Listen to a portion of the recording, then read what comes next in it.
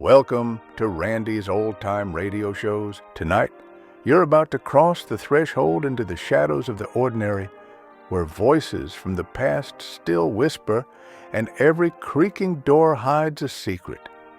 This is the CBS Radio Mystery Theater, where suspense never sleeps, the unexpected waits in the dark, and mystery is only ever a heartbeat away.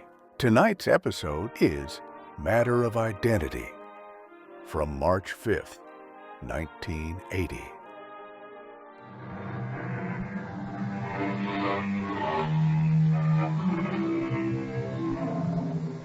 Come in. Welcome. I'm E.G. Marshall, your guide into the byways of the strange world of the macabre. Where the side road will lead us, I never know. No matter. We always come upon a person in some way obsessed. His problem may be an encounter with a ghost or a creature from space, or it may be a tangible, realistic, bedeviling mystery. We're in a small office in a hospital in La Chapelle, Haiti. Beyond the open window, the birds sing. A doctor is speaking to a lovely young woman and her escort. I tell you with regret, Miss Reed, your cousin, Mademoiselle Duchamp, died. Oh, no. She was buried in the cemetery of Les Deux-Soirs. Luke. Oh, I'm so sorry, Claire. I grew very fond of her. I brought her fresh roses every day. She loves the deep red ones. What? Please explain, Doctor. I don't understand.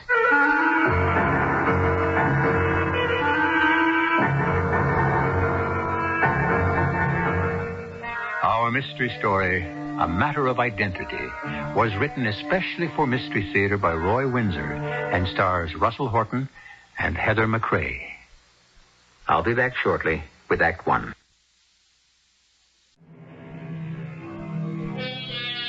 I always bring you mystery, but I never know what form it might take. The mystery of personal behavior, that's the purview of psychiatrists.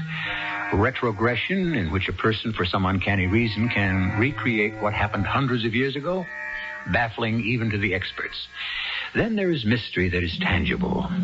What happened to a famous painting by El Greco that is found in the attic of an old farmhouse?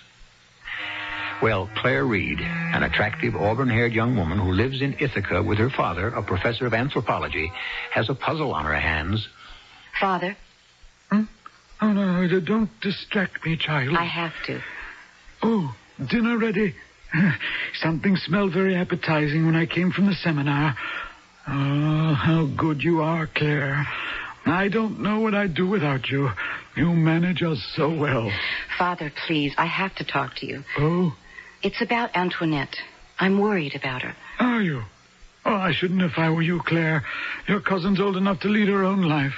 She's only 17, and she should have been back in Ithaca a week ago. Have you thought about that? Antoinette went to Haiti to visit Aunt Elise. Of course. Weeks ago. This letter from Antoinette is 2 weeks old.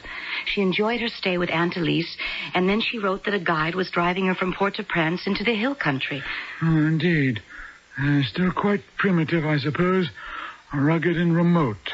You've been there? Oh, yes, several times. I was teaching in Haiti when I met your mother. Oh, I still miss her terribly, Claire. Oh, so do I. Yes. I think something's wrong, Father. Well, you might speak to Luke. Luke? Luke Calloway. He's an important man in our embassy down there. Oh, for heaven's sakes, how do you know that? Well, we correspond from time to time. You and Luke? Yes, I've always been fond of Luke. I think you should have married him. Oh, Mother disapproved. Yes. I can't imagine why.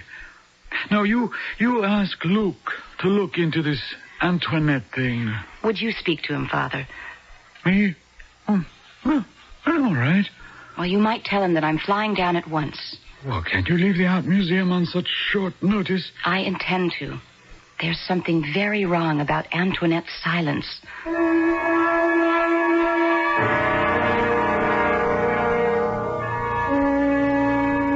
Hello, this is Luke Calloway. Hello, Luke. Homer Reed. Oh, a pleasure to hear from from you, Professor? I wonder if I might impose on you. Claire's worried because her cousin, Antoinette Duchamp, hasn't returned from Haiti. And Claire expected her a week ago. Where was she staying? With my wife's sister, Elise, outside Port-au-Prince, near Petit-Chanville. Claire will visit her and then... Claire is flying down? Oh, yes. Claire will arrive... I see. Yes, of course. You could meet her, of course. How kind of you, Luke. Oh, my pleasure. When will she arrive? Oh, I really don't know. Now, I'll cable when I know the flight and time of arrival. All right, I'll be waiting for her. Now, tell me about Antoinette. Well, she wrote that she was going with a guide into the hill country beyond La Chapelle. Well, she's an impulsive girl and careless. For all I know, she may be on her way home, or she may have met with an accident. Okay, Professor, I'll speak to the police. Oh, I'm grateful for your trouble, Luke. I wish that somehow I could repay you. Oh, you have, Professor. What? I have? Sure. Isn't Claire flying down to Port-au-Prince?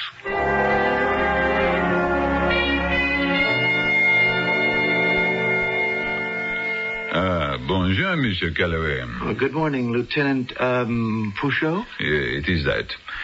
Well, there is something that we can do for you. Oh, I don't know, Lieutenant. There's an American girl, Antoinette Duchamp. American? Well, Haitian, but an American citizen who lives with her uncle in Ithaca, Professor Reed. Oui, I know of him, monsieur. He was in Haiti for several years, yes? Well, he is the uncle. Mm-hmm. Now, Antoinette came down on a visit and seems to be missing. Her cousin is flying down to investigate. An accident, perhaps. Perhaps. Antoinette went with a guide to La Chapelle and from there went into the hill country. I see. All right. I will make inquiries. By the end of the day, I will have information for you. I suppose there could have been an accident. Well, what can happen in the hill country is unpredictable. I know that. Many of my people cling to the old superstitions. They have customs of their own, and they do not want to be spied upon. When someone disappears in the hills, I am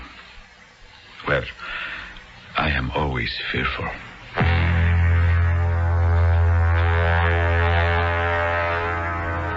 Claire? Claire? Oh, Claire! Luke, how very kind of you to meet me. You remember my name. I've never forgotten it. And you. Oh, it's been 2 years. Oh, here, let me take your bag. Well, how are you, Luke? Oh, quite well, thank you. My work is light. I've become used to Haiti. It's an interesting island. And you, hey, still Miss Reed. What's the matter with a young man around Ithaca? I keep busy at the museum. I'm assistant to the curator. No young man? Just an old one. I keep house for Father. Oh, that's my car over there. You have a chauffeur? Oh, of course. Don't forget, you're out with the government. Oh, I'm impressed. No, don't be. It's your money that pays my salary and his. Well, then this is an official welcome. Well, I couldn't presume to have made it unofficial. Your mother sent me packing, remember? I found that out later, Luke. Water over the dam. Here we are.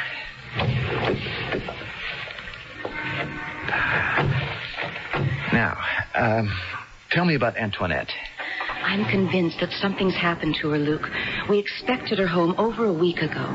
No word from Aunt Elise. Silence. Antoinette's just vanished.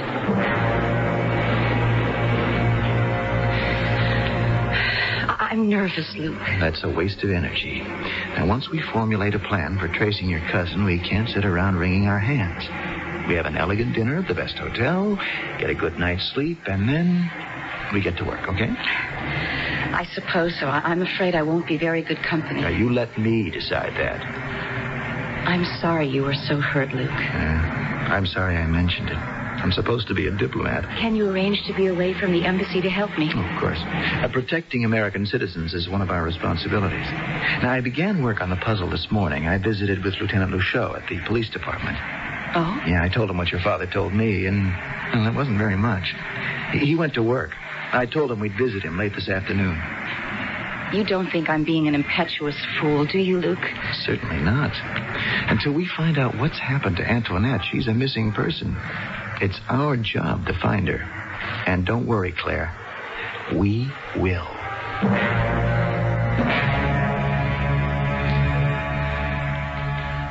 Mademoiselle, I am most happy to make your acquaintance. Thank you, Lieutenant. I am aware of your father. He lived here for several years and, if I recall, married a lovely English woman, yes? That's right. My mother died a few years ago. Ah, and the professor? In good health. He's the head of the anthropology department in Ithaca. Splendid. And the missing girl, Antoinette Duchamp? Well, she lives with us. She came here on a holiday. Any clues, Lieutenant? I have one, but do not excite yourself. We have made a thorough check of all automobile accidents between here and La Chapelle. There is one that may provide the clue we seek. She was in an accident? The car was in an accident. Heavy rain, a rock slide. What about my cousin? And there was no trace of her. But she wasn't alone, Lieutenant. There was a guide. Also missing. We have traced the automobile. A private car owned by a woman who takes parties on tour to visit the sugar plantations along the Atibonite River, Cap Hachian, the Citadel, even Pic La Salle, our highest peak. The woman's name was Barlow. Well, what happened to her and to my cousin? That is what we have to find out. Wouldn't the accident have been reported, Lieutenant? Well, it was not. A police car on patrol found it in a ditch. Oh, for heaven's sakes, you mean that no one lives near the place where the accident occurred? Well, in the area, but simple peasants. Very poor. It is one civilization here in Port-au-Prince. Another further inland. The car was found outside La Chapelle? Several miles to the east. But if both women were injured or dead, what would have happened to the bodies? Or perhaps some peasant family took them in. A possibility, yes. That is possible. We must drive to the scene of the accident, Luke. No, not tonight. Well, how far is La Chapelle? No more than 40 miles. Well, then... No, Claire, the lieutenant is right. Once you leave Port-au-Prince, you enter into a different world, a different civilization. It's really primitive, Claire. In the daytime, it is more safe, mademoiselle. Could Mrs. Barlow and Antoinette have been taken to a hospital? It is a thought. Well, wouldn't a hospital report to the police if two women badly injured, I would suppose, were admitted to emergency? Well, sometimes yes, sometimes no. I simply don't understand. Speaking officially, Lieutenant, I must request you to order the police at La Chapelle to scour the area near the accident site and question the peasants who live nearby. Now, there has to be evidence somewhere that will lead us to the solution of this puzzle. Well, I will request their cooperation. More I cannot say. As I said this morning... Yes, I remember. Well, thank you. Well, you will come in tomorrow before you set out. I'll telephone, Lieutenant. Thank you for your help. I wish you good luck, mademoiselle. Bonsoir. It's hideous, Luke. I'm frightened. We'll sort it out. I think she's dead. Now, we don't know that. Put that thought out of your mind. It doesn't make sense that the two women have an automobile accident and then disappear. Up to you. But it's happened. Luke. Yes? Stop, please. What is it? Luke, what did Fouchot mean when he said, "as I said this morning," and then you cut him off? What was it he said this morning? I really can't say. It's nothing important. You mean you won't say? Is that it? Darling. Don't darling me, Luke. Tell me what Fouchot said.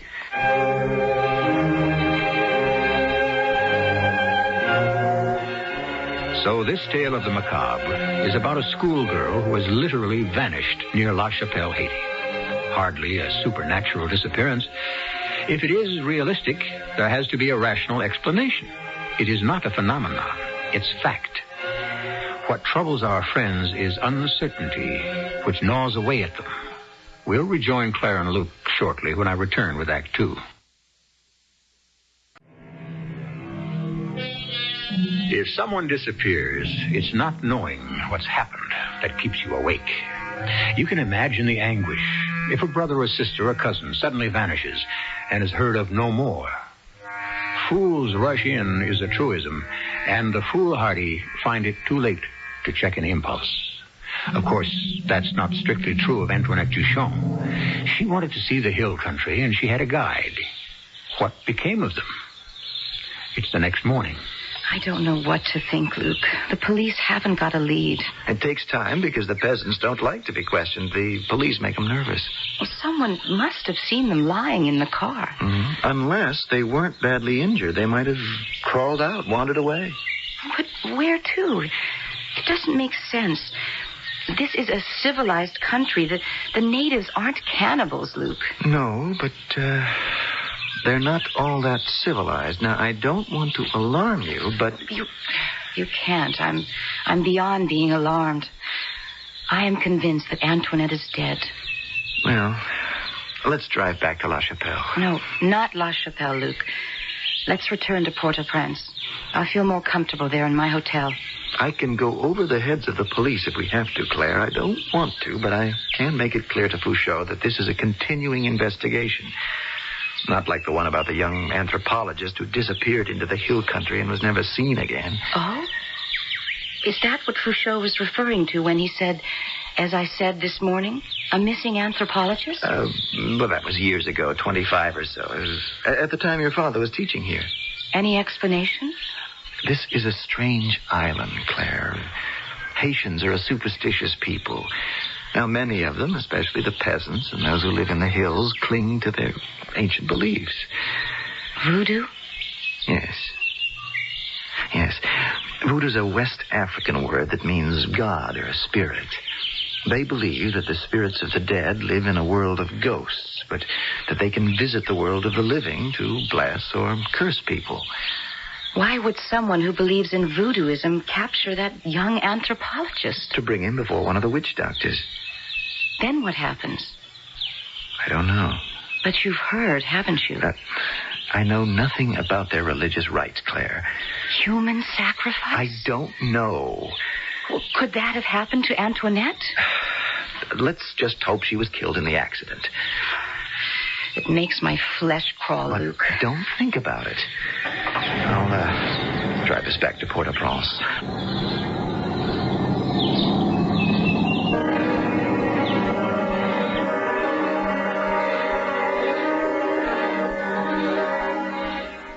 Good afternoon, Lieutenant. Monsieur Galloway and Mademoiselle Reed.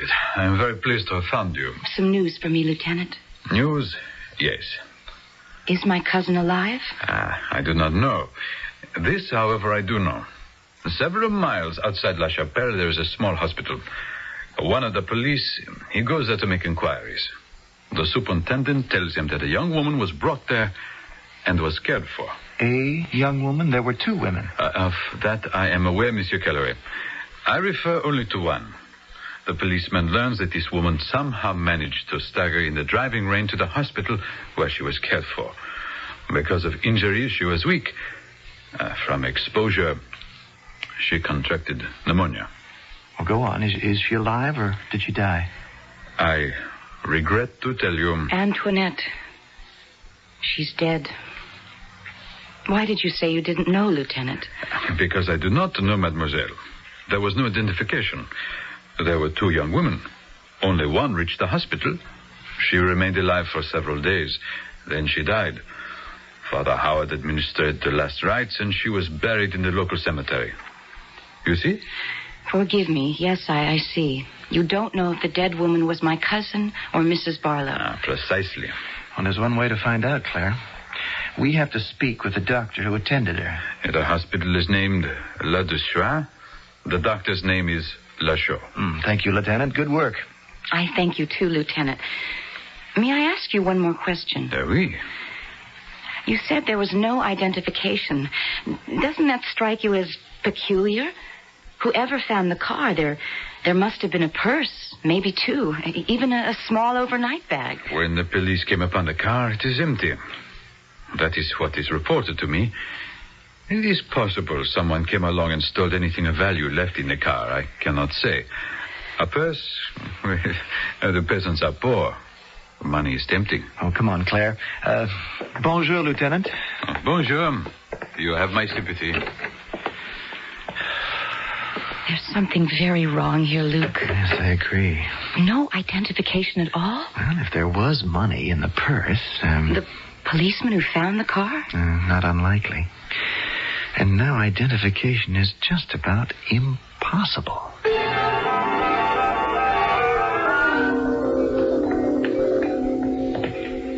This is it. I just hope he speaks English. My French is pretty weak, and I have no Creole. Dr. Lechaud? You are Monsieur Calloway, and this is Mademoiselle Reed.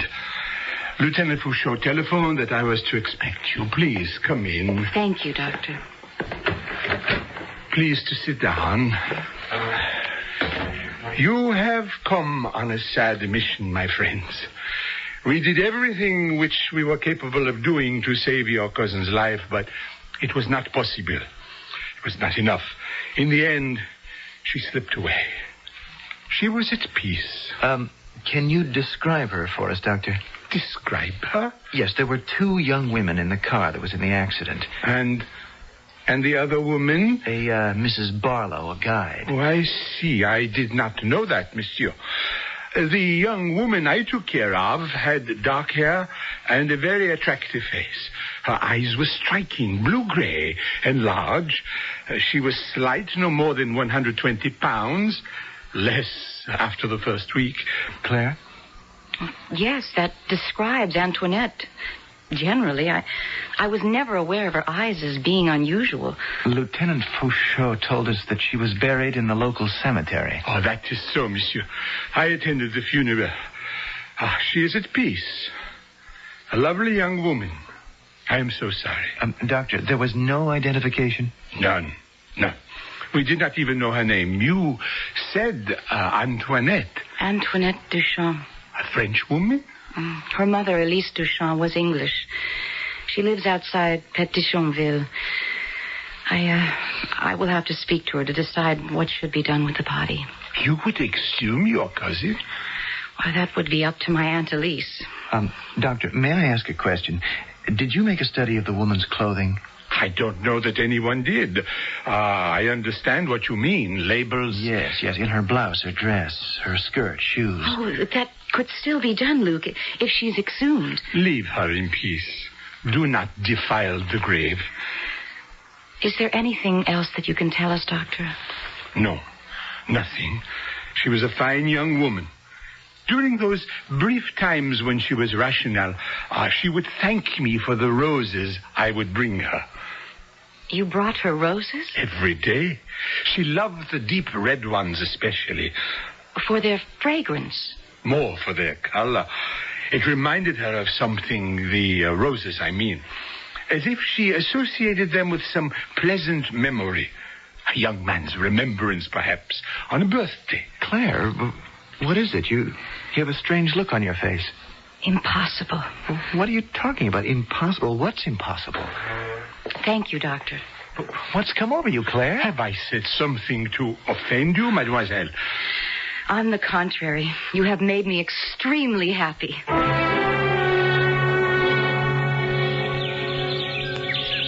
Luke, did you hear what Dr. Lechaud said about the roses? Oh, of course. Antoinette loved their deep red color. She couldn't have. Huh? Antoinette wasn't allowed to drive a car, and she never could appreciate a red rose. Well, why not? Because, dear Luke, Antoinette was colorblind. Incredible. My cousin, Antoinette, cannot see the colors red or green. It's a condition named Daltonism. She sees red and green as gray. Can you imagine Antoinette enjoying and requesting roses? Gray roses? So the poor woman who struggled from the accident to the hospital was Mrs. Barlow. But, mademoiselle, when Dr. Lechaud described the dying woman... Well, it was a pretty good description of Antoinette. She and Mrs. Barlow must have looked alike. But Mrs. Barlow had been married and was divorced. Still, Monsieur Calloway, when a person is ill, even a younger woman can appear to be aged. Lieutenant, will you run a check on the guides in Port-au-Prince? But of course. Perhaps I can locate Mr. Barlow. His former wife must have relatives, yes? Oh, poor woman. Yeah, we've gotten somewhere. The dead woman was Mrs. Barlow, not Antoinette. Now, what happened to her? Well, you interrupted me yesterday morning, Monsieur Calloway, when... It's all right, Lieutenant. Miss Reed and I talked about the other possibility. Oui? Is it possible that someone kidnapped my cousin? Yes, it is possible. The young anthropologist... I know about him. He, too, just vanished. We searched for him for months. The police were not successful. So you concluded that he was the victim of a religious cult? The voodooists? Yes. And my cousin? We speculate and hope. We have informants in the hill country. I will inquire of them. The police in La Chapelle will be ordered to help. Well, it grows late. If you will spare me an hour, then we will set out. I will make arrangements for a search. I am deeply grateful to you, Lieutenant. I cannot do less. I had great admiration for your father. Take me back to the hotel, Luke. I must speak to him. Oh, of course. I will telephone within the hour, Monsieur Calloway. Do you possess a revolver? As a matter of fact, I do. Oh, bon. Bring it with you. We may need it.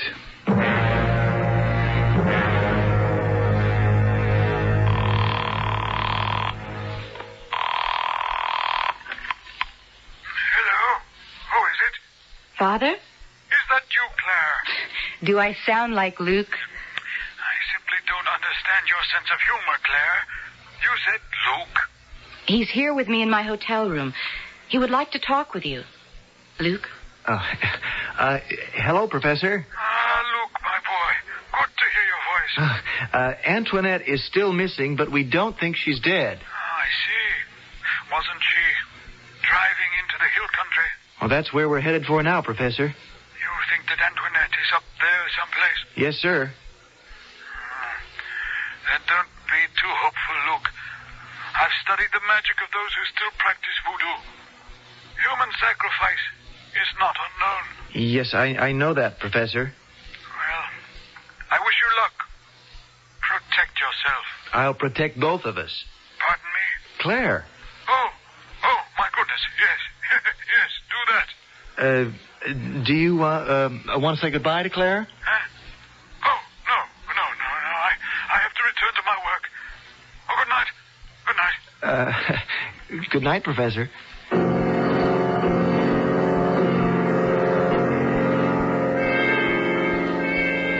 Did Father understand even vaguely what we're facing? Not vaguely, Claire. Clearly.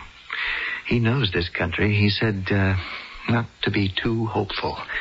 He's convinced that Antoinette's in the hands of the voodooists. Yes. And you, Luke? Well, I am hopeful.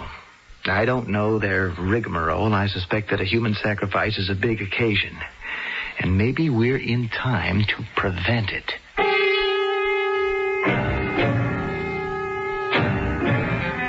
You've heard of voodoo, I'm sure, but what do you know about it? It has millions of believers all over the world. In Haiti, it's voodoo. In New Orleans, among the Creoles, it's hoodoo. And in South America, it's named macumba. What is it really? A belief in magic, black magic, directed toward evil. Does it work? Those who believe say yes. Why? I'll explain when I return shortly with Act 3.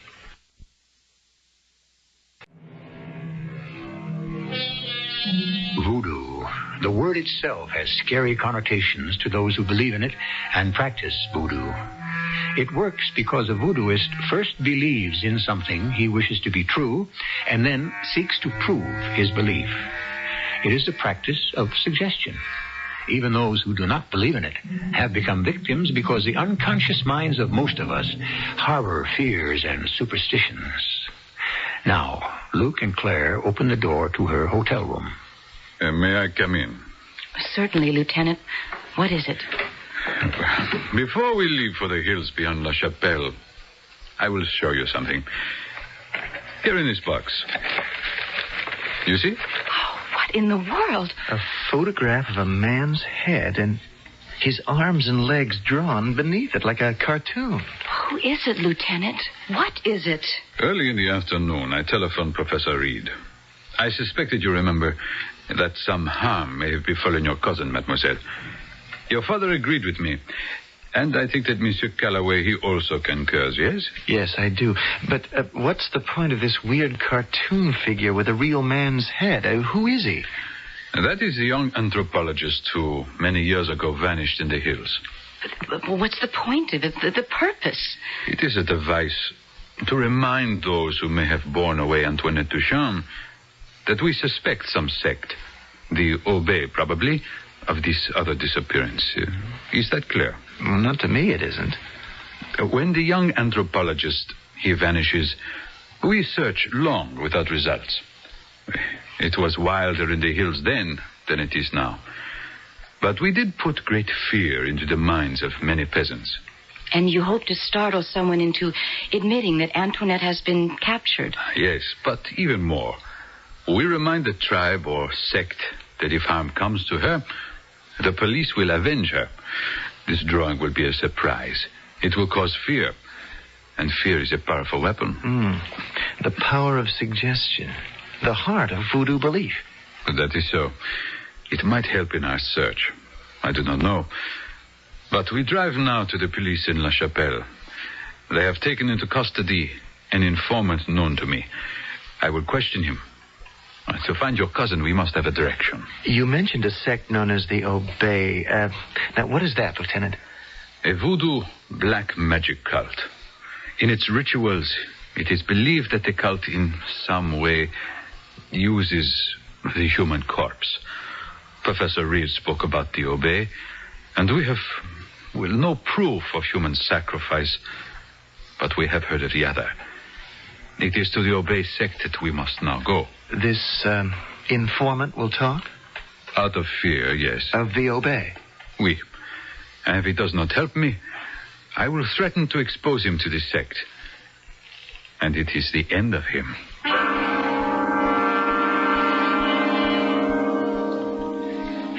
Bonsoir, Etienne. Bonsoir. You have helped me in the past, oui? Oh, do not be afraid. They killed me. They obey. Eh? Why do you say they obey? The policeman asked me where to find the hoop for. I say, I do not know. The temple of the Obey? You do not know where it is hidden in the hills? I have heard. I do not tell you. They kill me. Look at this, Etienne. Mon Dieu. The face of a man. The drawing of his body and limbs. Who is the man, Etienne? You have seen this man, eh? Many years ago? Etienne, did the Obey destroy this man? I cannot help you, Lieutenant. You can help me. First, this man, years ago. He vanishes. Now, a young girl. She vanishes. I am searching for the young girl. You will tell me where to find her. They take her soon to the Baji. The Baji. The altar place. Now, where is this temple and the Baji, Etienne? I cannot tell you. No, then you will go to prison. The Obey kidnapped her. Is that not so? Well, is she dead?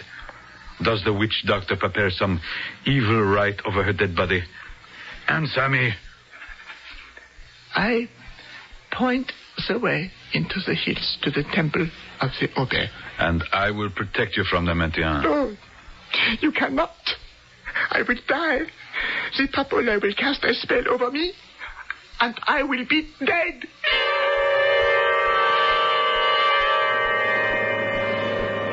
We can't drive much farther, Lieutenant. The road's overgrown with weeds. And there are rocks from the last of the rain. Well, go by foot. We'll never get out of here. Do not be discouraged.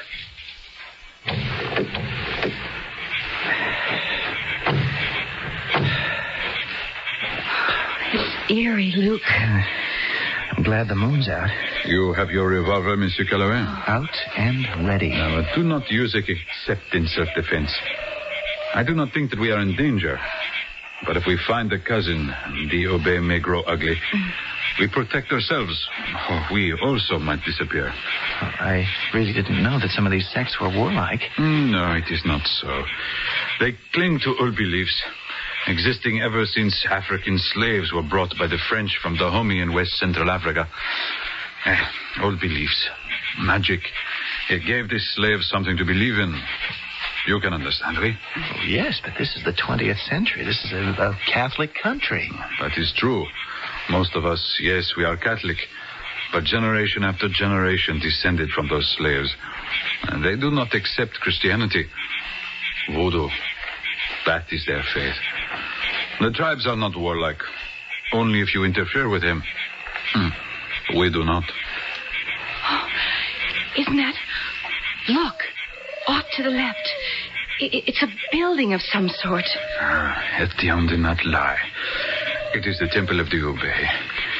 Inside, at one end is the altar, the Baji, where they have bells, gourd rantles, voodoo dolls as sold, and offerings for the gods. And you think that Antoinette might be there? I do not know, mademoiselle. Listen. They have followed us. The drums warn the Ube. We must be careful. The temple is a sacred place. Oh, there's a man standing in front of the door. Now we must hurry. He's waving us away. Do not move, old man. I am Fouchot of the police. He's running away. Stop, old man. Let's go inside.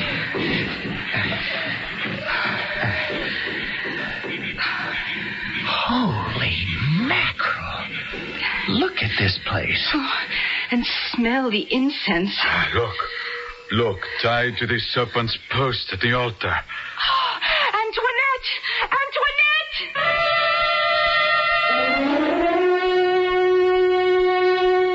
Heavenly Father, it is incredible. But true, Doctor. My cousin was drugged, senseless. And so shocked that she's lost her memory. She does not speak even now.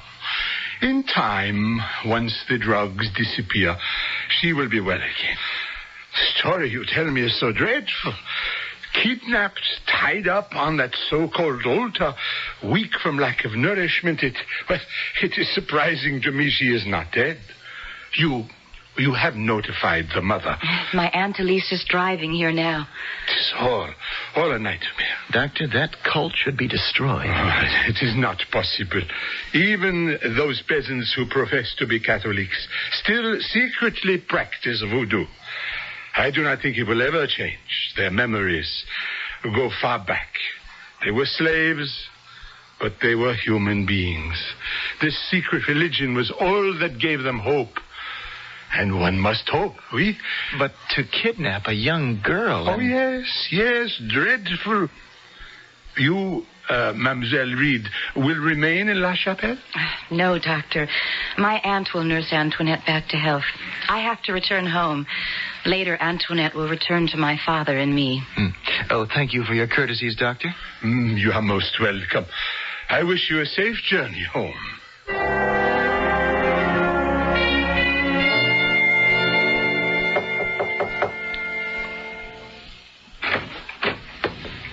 Good morning, Miss Reed.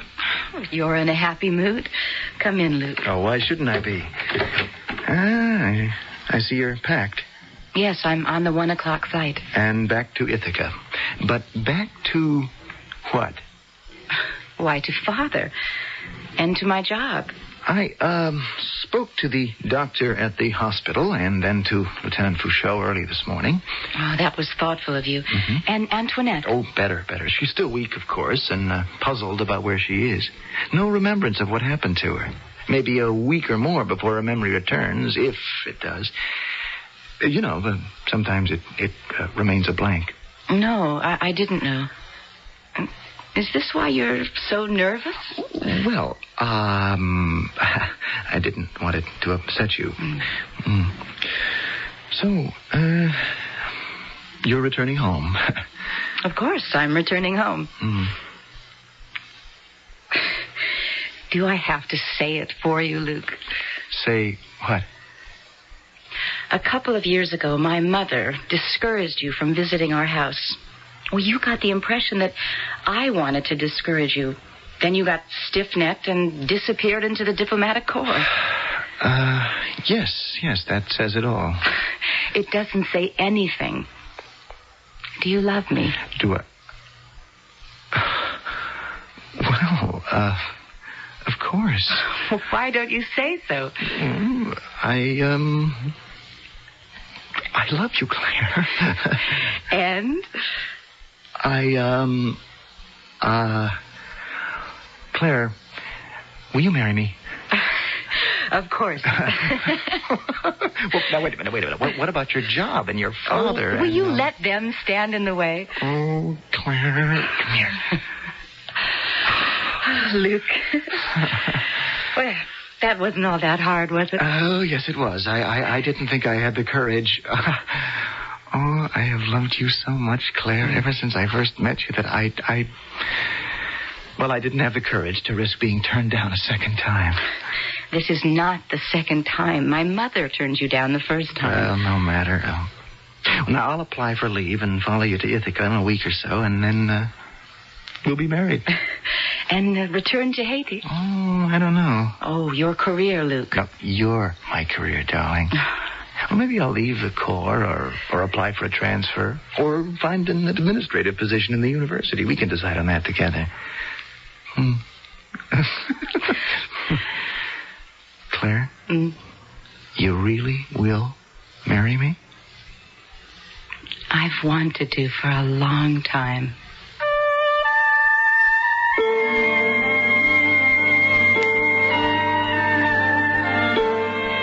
Each of us at one time or another has remarked that life is full of surprises. It isn't really, because there's nothing new under the sun. What happens to us is not unprecedented. It just seems to be, like the cause and effect apparent in Antoinette's trip to Haiti, her disappearance and rescue by Claire Reed with the help of Luke Calloway. Coincidence or logical? I'll have some closing remarks shortly. There is a divinity that shapes our ends, according to Shakespeare. That is why, upon reflection, we may wonder about the twists and turns that our lives have taken. If is a big word. If you hadn't been transferred to another city, would you have married the person you did? Destiny or free will? Which? It's worth considering. Our cast included Heather McRae, Russell Horton, and Lloyd Batista. The entire production was under the direction of Hyman Brown. Well, folks, that's all for this episode here on Randy's Old Time Radio Shows. Now, bringing these golden oldies back to life takes no small amount of time and effort from our good friend Randy, cleaning up the audio, converting the files, and making sure each show has the best audio possible. If you've enjoyed the program and you'd like to help keep these classics on the airwaves night after night, why not consider a small donation? Every penny goes straight to supporting Randy's work and helping this channel stay on the air. You'll find the links down in the description below. And for those of you kind souls who've already given, Randy tips his fedora to you. Your support truly keeps this old radio spirit alive. Thanks ever so much. And until next time, keep those dials tuned and keep the memories rolling.